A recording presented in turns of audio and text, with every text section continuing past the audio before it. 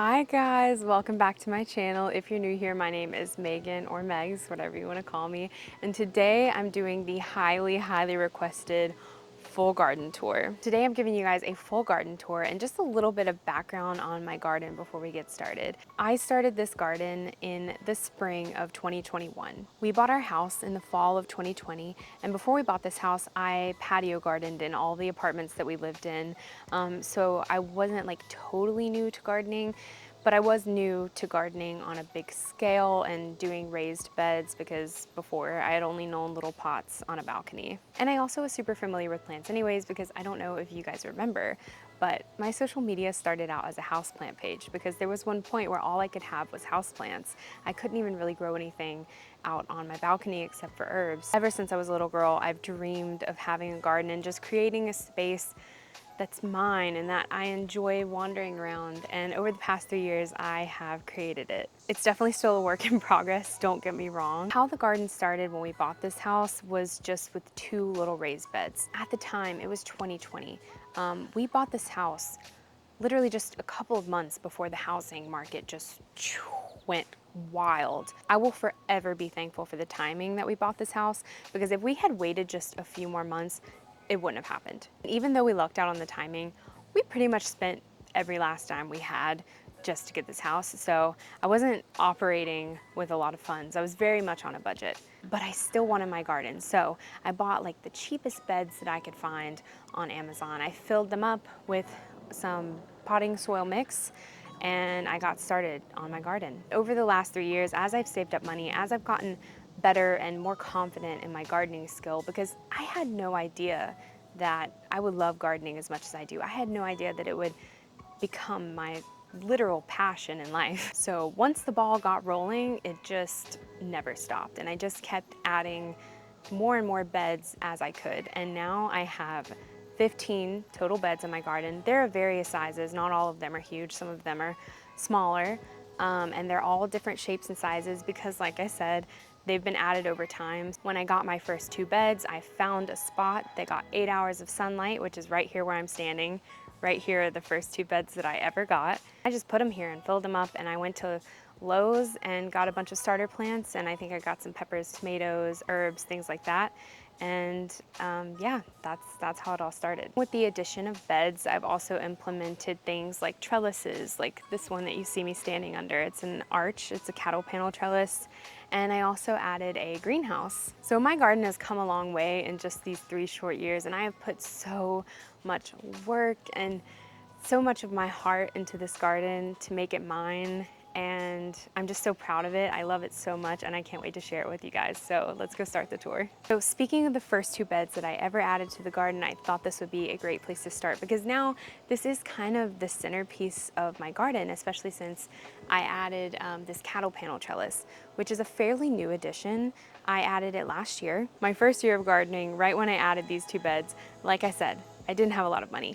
I was doing the cheapest things possible, and I went to Lowe's and I got like the cheap flexible fencing. I don't know if you guys know what I'm talking about, but I just put the fencing in between the 2 beds, and I thought that that would work. And I started growing beans up them, and the whole thing just completely collapsed. So I definitely, I learned something from that. So the next year I was like, okay, I've got to get the cattle panel trellis. But then I found out that the cattle panel trellises actually aren't that expensive. They take about 50 bucks to make. The only thing is you pretty much have to have a truck to transport these cattle panels, and we don't own a truck, so I had to borrow one from someone. So last year I had cucumbers growing up this trellis, and although it was fine, it didn't look the best because cucumbers never really last that long here in North Carolina. They always get powdery mildew and they just look like crap. You'll see my cucumbers in a second. But this year I made the fantastic decision to grow squash up this trellis, and I don't think I'll ever grow anything else up this. Screw crop rotation, I don't even care. I think that the squash just looks so magical. One of my favorite things to do in the morning is wander through this trellis with my cup of coffee. And it also is actually a really great shady spot. If I'm working out here and I need shade for a second, I always just come and chill out under here for a minute, and I'm good to go. I'm gonna start with this bed and then we'll just work our way over to the next one. So in this first bed, I have my paste tomatoes. So I have about 4 San Marzanos and they're just growing up a traditional stake. I really want to implement a better trellising system for my tomatoes next year. I've got some pretty crazy borage that's going wild. And I had some Romas here in the front, but they are determinate tomatoes and they have already produced and then kind of died back. So they produced all that they were going to, so I took them out. I'm gonna be planting some fall crops here, like maybe some cauliflower or cabbage. And moving on to the inside of the trellis, on this side, I have tromboncinos growing up, and I have one right here. I don't want to move it too much because I'm afraid I'll snap it off. But as you can see, it's this super long squash, and I'm actually letting this one harden into a winter squash. Oh no, I thought that was gonna happen. I was afraid that was gonna happen. Well, I guess I can properly show it to you now. So this is a tromboncino, or it's also called trombetta. And this is a really cool squash because it can actually be harvested as a summer or a winter squash. You can harvest them as summer squash when they're very small and tender, or you can let them grow to be about this big and they will harden and they'll turn this yellow-orange color, and they'll kind of get the taste of almost like a butternut when they harden. And they'll store for quite a long time as a winter squash, so I'll just take this one inside and try to store it. On this other side, I have another trombetta squash, and I'm not gonna touch that one. I'm leaving it alone. Then up here, I have growing a Seminole pumpkin, and I'm really excited about this one. I have it protected with this net so that it doesn't fall. And this thing is pretty much what's covering most of this squash tunnel, I think. I mean, this thing just vines and vines and vines so crazy. I have 3 growing so far, 3 Seminole pumpkins, and this is just off the one plant. I have one growing on the ground because the vine, like I said, it's just crazy. Like, it's vining on the arch and then it went down and it's growing on the ground, and I can't keep up. I'm also growing noodle beans. These are these things that are hanging down, and they are called noodle beans, yard-long beans. In some countries, I think they're called bora or bodhi. They're really good. It's like growing 20 beans in one. In this other bed attached to the trellis, I have mainly just a big pepper forest right here. I have 8 pepper plants. I think I have 5 jalapenos, 1 habanero, 1 poblano, and 1 cubanelle. And I've got some herbs and flowers, like I have a chives here, and then there's some snapdragons kind of planted around the perimeter. I have to grow a lot of jalapenos every year because I love jalapenos, and there's this sauce that I make that I constantly have to have on deck. It's my favorite sauce. If you want the recipe, it's on Instagram and TikTok. I was a little worried at first that I maybe planted these peppers a little too densely, but I actually like it. I like the look of it just being like this pepper forest, and all of the peppers are so happy. I mean, there are so many peppers in here. Now I'm gonna take you guys through the squash trellis into the other side of the garden. This bed is actually a new addition to the garden this year. It was sent to me by Epic Gardening because I am an Epic Gardening ambassador now. So if you like the look of this Birdies bed, I do have a code and a link for you and all of that. Birdies beds are really the exceptional bed, and I love like how aesthetic they are. I love the color of it. I love that you can configure it in any way that you want, and that's what I had to do, because one of my flaws when I designed this garden is I made this pathway so wide. Like, I don't know what I was thinking. I definitely could have put the beds closer together and probably added even more beds. But then, you know, Epic Gardening reached out and I was like, yeah, this would be perfect right here. I can configure this bed to be I think it's 2 feet by 8 feet. Basically just this long skinny bed that runs right in the middle of this pathway. So it was perfect because now, you know, I still have plenty of room to walk around it, and it fixed my problem of the pathway being just way too wide. But in this bed, I planted lots of peppers. If you can't tell, I love peppers. Peppers are probably my favorite thing to grow because for me, they're the easiest things to grow. I know a lot of people have issues with peppers. I don't know, I think I just have a magic touch with peppers or something. But I've got a habanero, I've got some Hungarian wax pepper, there's a hot and sweet banana pepper. And then there's some, I think they're called sweet heat pepper, where they're just a little bit spicy but mostly sweet. Then I did plant a zucchini back here, and it got so massive. It's so huge. It gave me probably, I'm not even lying, it probably gave me at least 20 zucchini this year. But unfortunately it got hit by the vine borers, so now it's sadly leaning over, but it looks like part of it is still trying to survive. So I'm just kind of leaving it as it is for right now. And then of course I've planted marigolds around the perimeter. I really love planting marigolds. They're probably my favorite companion flower. And moving over to this bed, this is my eggplant bed. And I have to say, I'm not very good at growing eggplant. Every year it seems like I just struggle. Like I can grow some eggplants, but they never are that productive. They're never thriving for me. They're always halfway dead, which is kind of what they are right now. I mean, they're producing, but do they look happy? No. I have a few different varieties. I have a couple of Japanese varieties. I have I think it's Rosa Bianca, where it's like this variegated variety. I have a white variety, which is really cool, but again, it's not happy. It's actually not producing anything. A couple of tomatoes that I just kind of stuck back here as well because I wanted to plant them and this bed just had space. There's a lemon boy tomato which has fallen over. I really need to tie it to this stake right here. In this big tall trellis right here, I have a midnight cherry snack tomato. And beneath the tomato in here, I have my walking onions, which I really enjoy. They're like an infinite onion hack. Walking onions are so cool. Instead of flowering and producing seeds, they flower and produce new little bulbs, which you can then plant, and it's like infinite onions, although they're not bulbing onions. So really I only use them as green onions because they don't bulb up, but they continuously put off green onions. So if you're looking for an infinite supply of green onions, get a walking onion. Moving on down here, these two beds are in-ground perennial beds. I used the no-dig method to create these. So basically I just picked a little spot that I wanted to have an in-ground bed.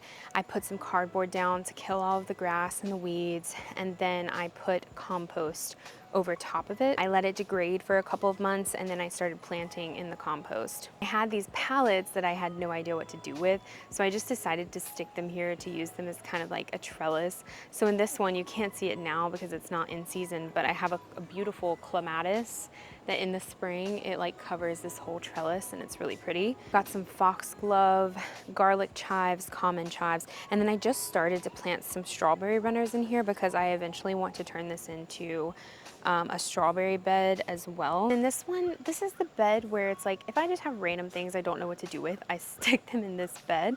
So I have a yarrow, a dahlia, a lemongrass, and then a comfrey, and a random bean that is trying to climb this trellis. Here we have a random grow bag of mint. Down here in the very corner of our yard is what I like to call the dead zone. One, because it is heavily shaded by this little patch of forest in the back of our yard. And two, our yard is sloped, so all of the water, when it rains, goes all the way down this, and sometimes it actually forms like a little river. You can actually see there is like a little divot back here where all the water runs. I'm honestly not really sure what to plant back here. I do want to plant something, so I need something that is water loving and shade loving. If you guys have any suggestions for me, please drop them in the comments. I would love to hear it. So over here I have my strawberry patch, and I made a huge mistake because there's two comfrey that are also growing in here, and they just grow so wild so fast. They pretty much are trying to take over the strawberry bed. So I really want to remove those and put them somewhere else. See if I have a strawberry in here I can snack on. So the strawberries, they're still producing. I just picked one and it looks really yummy. They've slowed down dramatically because it's just so hot, but they're ever bearing. So I'm hoping to get a nice fall crop.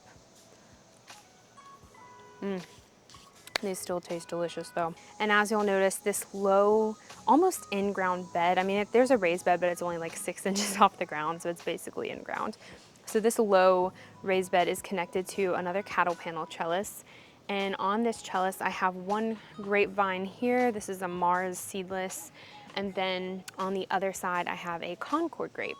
In this other bed that's attached to the other side, this is another Birdies bed. Again, love the Birdies beds. We have all of these beautiful grapes. This is the first year that my grapes have produced. And it was only this side, so it was only the Concord. The Mars didn't do anything. I don't know why. I think that they were the same age. Maybe it just needs another year to catch up, I don't know. But I'm really proud. I have lots of little clusters of Concord grapes I'm so excited about. And in the actual bed, I planted a bunch of sweet potatoes. There's also a beautiful Mexican sunflower on the side. I've got a lot of things happening in this bed over here. There's a combination of tomatoes, peppers, herbs, and there's a ground cherry, which is what you see spilling out over there in the front of the bed. In years past, I've always planted ground cherries in grow bags because they can get very spready. And then this year I decided I'm just gonna put it in the corner so that maybe it'll drape over. And I'm really glad that I did that because I think it looks really cool. And then I have lots of different varieties of tomatoes back here. I'm just growing them up 6-foot poles. Again, like I said earlier, I really want to implement a different tomato trellising system next year. So again, if you have any suggestions for me, let me know what your favorite way to trellis your tomatoes is, because I definitely want to try something different next year, maybe a Florida weave or something like that. But I have lots of different varieties of different colorful tomatoes. There's Sart Verloy, Kellogg's Breakfast, a Phil's One Traveler tomato, which is the most unique tomato I think I'm growing this year. Black Beauty, Blue Beauty, Atomic Fusion, Chestnut Chocolate, Blue Gold, my favorite Sweet Cream. So yeah, I have a lot of tomato plants crammed into the back side of this bed. I planted them about a foot apart, which honestly probably wasn't the best idea. I think they might be a little too crowded because they are getting blight. But again, that's also common for North Carolina. It's July in North Carolina. We get afternoon storms every afternoon. It actually looks like it's about to storm now. It's so humid and muggy here that it's hard to keep the blight away from tomatoes and peppers and cucumbers as well. And in the front of the bed, I have about 2 rows of peppers, and I've got different varieties as well. Another thing I'm excited about is I have a carrot that I let over winter and I let it flower, and now it's going to seed. So I'm going to, every day I've been coming out here and picking the seeds that are ready, and I've just been sprinkling them beneath the tomatoes because now is the perfect time to plant carrots here in Zone 7B. And the tomatoes will provide them with a little bit of shade as they're germinating, as they're sprouting. And then once the tomatoes are gone, the carrots can really take off. I definitely recommend letting one of your carrots go to flower and go to seed because it's like a free billion gajillion seeds.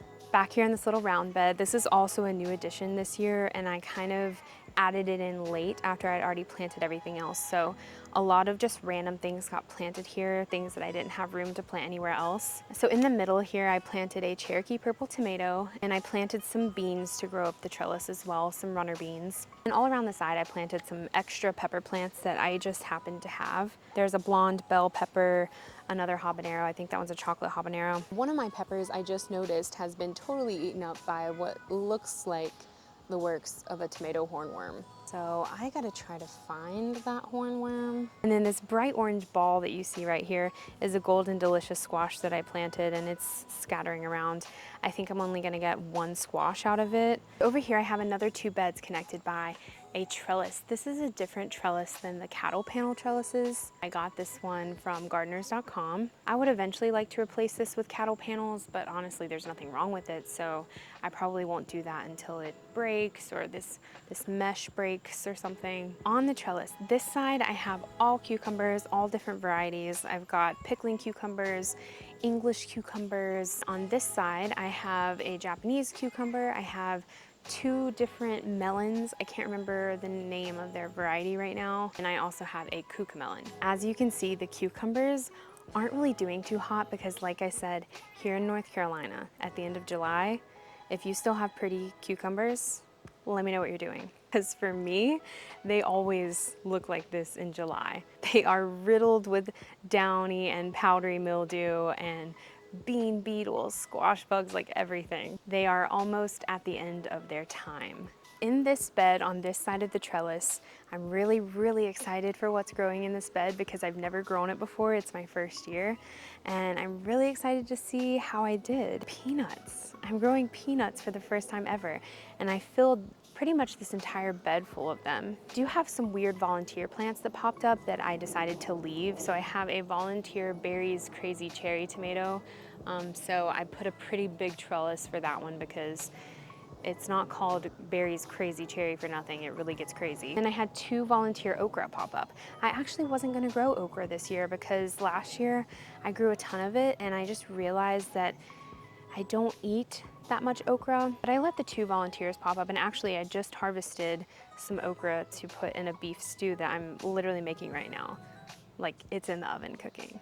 I'm so excited for that. In front here is a random squash. I just planted a seed in that grow bag. I have no idea what variety it is. Same with this one over here in front of the greenhouse.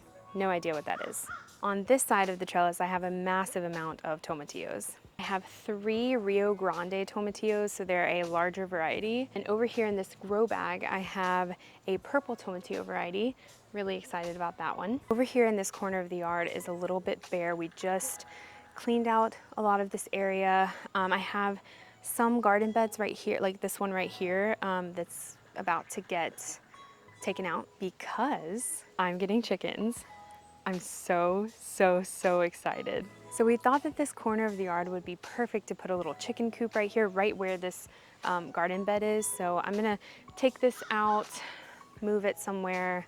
And unfortunately all the plants that are in here are gonna have to come out, but really I only have a zucchini that's doing well in here. And honestly, I'm zucchini'd out, just like the cucumbers. This is my greenhouse. I'm not gonna show you guys inside because it's really messy. I have a lot of cleaning up to do in here. I do have a few plants growing in here. I have some dwarf tomato varieties that are doing really well. I have a purple rain, a lemon ice, and a rosella purple. I got this greenhouse from Farm Tech. It's a 9x12. It's polycarbonate. It has 4 ventilation windows, 2 of which are solar, and I want to eventually make the other 2 solar as well. This is really my first year of using my greenhouse because it took us about a year to build it. And by us, I mean me and my dad. My dad is in the construction business, and without his help, I don't think I would have been able to put this greenhouse together by myself because, well, let me tell you, it was hard. But I love my greenhouse. I do a lot of seed starting in here, and like I said, I'm growing some dwarf tomato varieties. So I'm doing a little bit of experimenting and seeing what can grow well in here in the summer. Oh, and I also have a ginger. I have a ginger plant that is doing really well as well, and I'm going to try to keep the ginger in here over the winter so that maybe it might overwinter and I can have fresh ginger all year round. That would be amazing. Here beside of my greenhouse is my pumpkin patch, and I did something weird and interplanted asparagus and pumpkins in this bed right here, and I think it works. It's actually kind of cool. But I did the thing this year where I just let a pumpkin that we bought from a farm like rot in this bed, and then in the spring like hundreds of little pumpkins came up, and I let a few of them, I think about 6 of them, live, and they have been so attacked by the vine borers. I've performed so many pumpkin surgeries. When I was in college, I went to school for pre-med, and I thought that Grey's Anatomy was gonna help me eventually perform surgery on humans. I had no idea that it was preparing me to perform surgery on pumpkin vines. Surprised that they're still alive, but I'm not complaining. They're still kicking. Hopefully I'll get a pumpkin. I don't know. I don't have any pumpkins growing right now. Behind me, there's also a patch of butternuts and cantaloupe. And there's a cute little zinnia patch right here beside the greenhouse. This is our fire pit area. I really love coming out here to sit and just kind of admire and watch the garden because I can pretty much see the entire garden from sitting right there in that chair. That's my favorite chair. We totally did a makeshift job though when we created this. We just kind of threw some stones around in like a square shape and put some pea gravel in the middle and called it a day. In this long bed that kind of sits in front of the squash tunnel, I have a little patch of corn growing here on this side. There's a random Gouda squash kind of sprawling out that way. And then over here in this bare spot, I just planted some fall things. I planted some radish, some carrots, and some peas. And then I had some sunflowers planted here that were really beautiful, but now they're a little bit past their prime.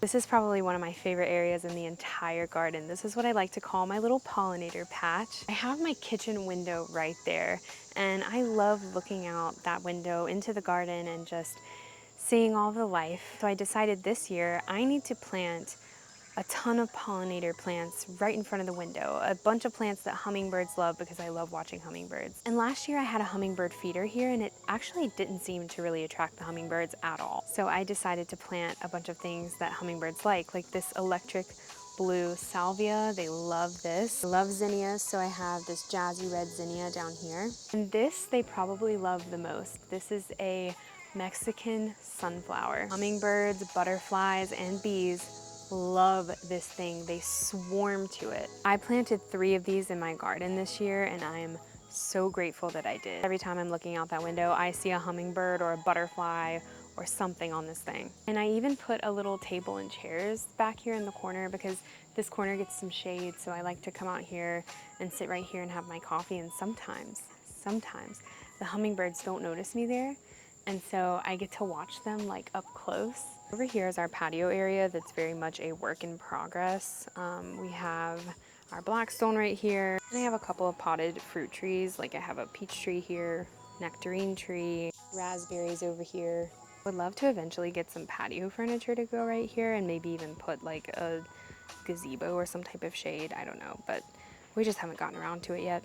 Okay guys, that was it. That was my entire garden. I really hope you enjoyed the tour. And if you did, be sure to leave me a like and subscribe. If you have any other questions, if there's something I missed, something I didn't cover, leave them in the comments and I will answer them as best as I can. And I'll see you guys next time. Bye for now.